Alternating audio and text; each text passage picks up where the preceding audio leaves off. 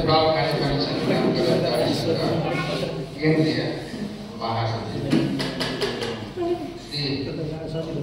पद्म हरिराईलाई आफ्नो स्वागत गर्दै कार्यक्रममा प्रकाश पार्न हार्दिक अनुरोध गर्दछु।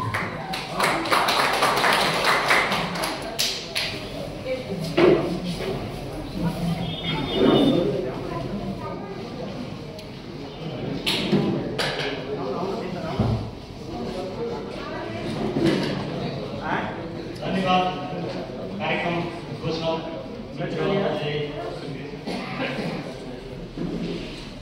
आजको यस मधेस प्रदेशको सभापति विधानसभाजी आजका प्रमुख अतिथि पूर्व प्रधानमन्त्री वरिष्ठ नेता नेपाल कांग्रेसका माननीय सभासद